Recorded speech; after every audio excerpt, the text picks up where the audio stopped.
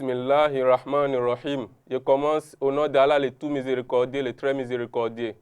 Qu'Allah subhanahu wa ta'ala agrée tous les prophètes, en particulier le prophète Youssouf, paix et salut sur lui. Chers téléspectateurs, si je suis là aujourd'hui, c'est concernant l'affaire du prophète Youssouf, paix et salut sur lui. Il y a des gens qui disent que le prophète Youssouf a voulu faire la fornication avec la femme de son patron, qui était le roi de l'Égypte.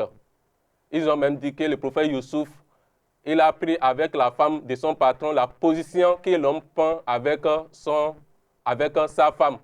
C'est archi faux, c'est très faux. Le prophète Youssouf n'a même pas envisagé de commettre l'adultère avec la femme de son patron. Comment ça s'est passé? Un jour, le prophète Youssouf, paix et salut sur lui, il était sorti avec ses frères. Parce que le prophète Youssouf, il a au total 11 frères. Lui, avec ses frères, sont au nombre de 12. Il était sorti. Et arrivé dans un endroit où se trouve un puits, les frères de Youssouf, ils ont commencé à injurer le prophète Youssouf, paix et salut sur lui. Ils l'ont donné des coups de poing, ils l'ont insulté, ils l'ont tapé. Et c'est comme ça qu'ils ont pris le prophète Youssouf, ils l'ont attaché à une corde. Et les 11 frères là, ils l'ont pris, ils l'ont jeté dans le puits. Chers frères et sœurs en islam, Allah subhanahu wa ta'ala a fait son miracle. Au fur et à mesure que Youssouf va en bas du puits, l'eau devient sec. Au fur et à mesure que Youssouf va en bas, l'eau devient sec. Et Allah a fait son miracle. Le prophète Youssouf, paix et salut sur lui, il n'est pas mort. Chers frères et sœurs en islam, le prophète Youssouf, il a fait combien de jours dans le puits? Il a fait 3 jours dans le puits. Et c'est quelqu'un parmi les hommes, ses frères qui l'ont jeté dans le puits, c'est quelqu'un qui l'aime tellement, c'est lui qui l'amène manger matin et soir. Et le prophète Youssouf, paix et salut sur lui, il est dans le puits. Et 3e jour maintenant, il y a certains hommes qui voyagent. Il y a certains hommes qui voyagent et ils ont passé près du puits, à côté du puits. Et ils ont voulu puiser de l'eau. Et les voyageurs là, ils ont désigné quelqu'un parmi eux d'aller à côté du puits pour puiser de l'eau. Et l'homme là est parti. Qu'est-ce qu'il a fait? Il a pris la puisette, il l'a jetée dans le puits. Quand il a jeté la puisette dans le puits, le prophète Youssouf, paix et salut sur lui, il s'est accroché à la puisette. Et l'homme là était incapable d'attirer la corde. Et c'est comme ça qu'il a appelé ses frères pour dire, venez, venez.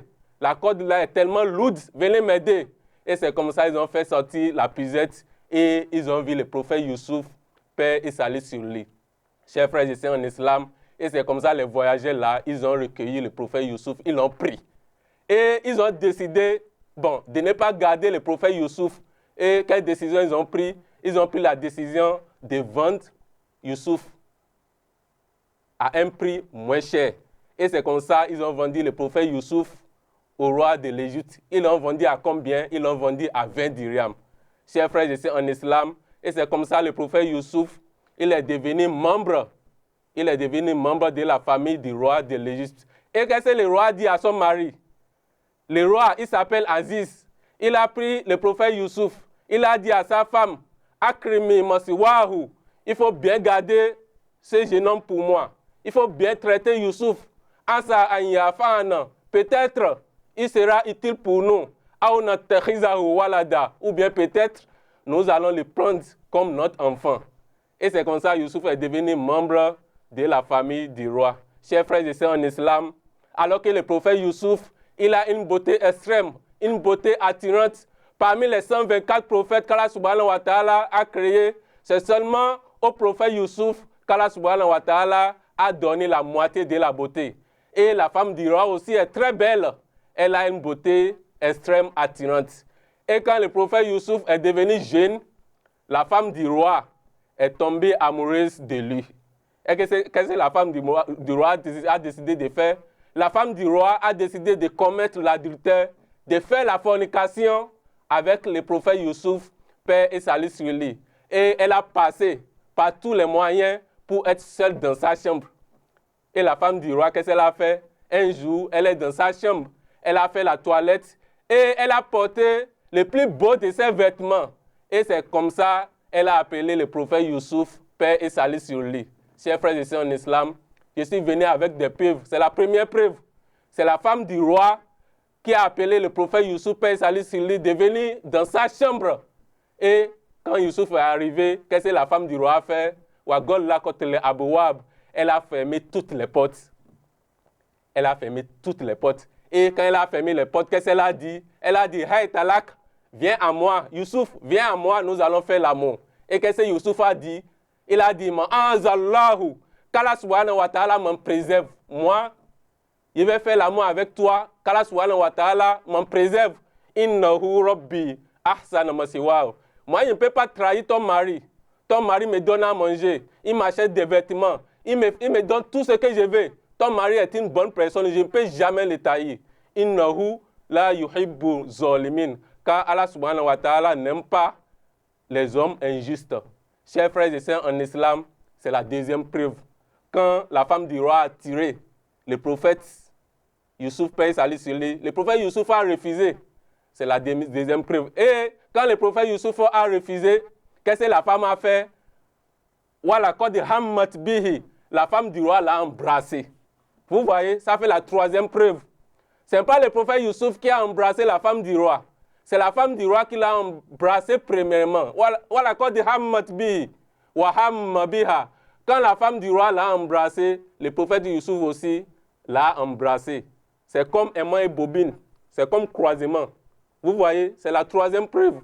C'est la femme du roi qui a embrassé premièrement le prophète Youssouf, paix et salut sur lui. Et quand ils se sont embrassés, le prophète Youssouf, paix et salut sur lui, a vu un signe de la part de son Seigneur. Qu'est-ce que le prophète Youssouf a vu? Il a vu l'image, c'est un miracle. Hein? Il a vu l'image de son père. Et son père a fait comme ça. Ça veut dire quoi? Son père lui a dit quoi?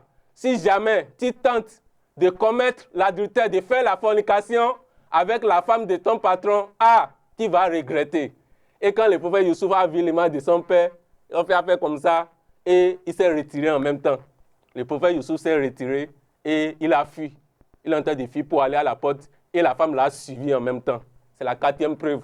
Quand le prophète Youssouf a fui, la femme l'a suivi en même temps. Et le prophète Youssouf est en train de fuir pour aller à la porte et la femme court derrière lui. Toujours pour l'amener à faire l'amour avec elle et arriver. Et la femme du roi l'a tiré par derrière et le vêtement de Youssouf est déchiré par derrière. Et arrivé à la porte, Youssouf et la femme du roi et ont rencontré le chef, le patron, le roi. Et la femme a dit, bonne arrivée mon mari, bonne arrivée. Je vais te demander quelque chose. Si tu attrapes quelqu'un qui veut faire du mal à ta famille, à ta femme, tu vas lui faire quoi? Et le roi dit quoi? Si jamais j'attrape quelqu'un qui veut faire du mal à ma famille, même à ma femme, je vais l'emprisonner ou bien je vais le punir sévèrement. Il sera servi de la manière la plus sévère. Et la femme a dit, il faut voir ton apprenti là, Youssouf, il veut faire l'amour avec moi, il veut commettre la fornication, l'adultère avec moi. Et Youssouf a dit, non, c'est ta femme qui m'a attiré premièrement. Et le problème a commencé. La femme dit autre chose, Youssouf dit autre chose. La femme dit autre chose, Youssouf dit autre chose. Et le roi est là. Le roi ne sait pas qui est en train de mentir. Le roi ne sait pas qui est en train de dire la vérité. Et c'est comme ça, là, subhanahu wa ta'ala a fait encore son miracle. Wa shahida shahidun min ahaliha. Alors que dans la chambre du roi, il y a un nourrisson, un bébé. Et c'est un bébé qui a témoigné. C'est un bébé qui a parlé. Qu'est-ce que le bébé a dit? Le bébé a dit, c'est un miracle. Hein? Si l'habit de Youssouf est déchiré par derrière, ça veut dire que c'est la femme du roi qui est en train de mentir. Et le bébé a dit encore, mais si l'habit de Youssouf est déchiré par devant, ça veut dire que c'est Youssouf qui est en train de mentir. Et c'est comme ça le roi a regardé le prophète Youssouf, paix et salut sur lui, et il a vu que son habit là s'est déchiré par derrière. Et le roi a dit, ma femme, tu es une mauvaise personne. Il faut demander pardon à Allah subhanahu wa ta'ala, car c'est toi qui es en erreur. Chers frères et sœurs en islam, le roi a dit au prophète Youssouf de laisser tomber, d'oublier l'affaire et de ne rien dire à qui que ce soit. Et qu'est-ce que le roi a fait? Le roi l'a emprisonné. Le roi l'a emprisonné. Mon client n'a pas mérité la prison. Le prophète Youssouf, il n'est pas coupable. Il n'a pas mérité la prison. Malgré les preuves, les arguments solides de la part d'Allah subhanahu wa ta'ala, malgré que le bébé a témoigné que Youssouf n'est pas coupable, le roi l'a emprisonné injustement. Chers frères et sœurs en islam, pourquoi le roi l'a emprisonné? Peut-être pour l'empêcher d'être en contact, en relation avec sa femme. C'est pourquoi il l'a emprisonné, ou bien peut-être parce que c'est déjà écrit même dans le destin du prophète Youssouf qu'avant de devenir le roi de l'Égypte, avant de réussir sa vie, il doit passer par la prison. Chers frères et sœurs en islam, c'est ce que nous pouvons retenir. C'est ce que moi je peux dire concernant l'affaire du prophète Youssouf, paix et salut sur lui. Le prophète Youssouf n'a pas envisagé de faire la fornication avec la femme de son patron. Le roi l'a emprisonné juste pour l'empêcher d'être en relation avec sa femme. Et c'est déjà écrit dans son destin qu'avant de devenir le roi de l'Égypte, il doit passer par la prison. Qu'Allah subhanahu wa ta'ala agrée le prophète Youssouf et qu'Allah subhanahu wa ta'ala pardonne aussi ses frères qui l'ont jeté dans le puits. Subhana rabbika rabbil izzati amma yasifun wa salamun ala al-mursalin walhamdulillahi rabbil alamin.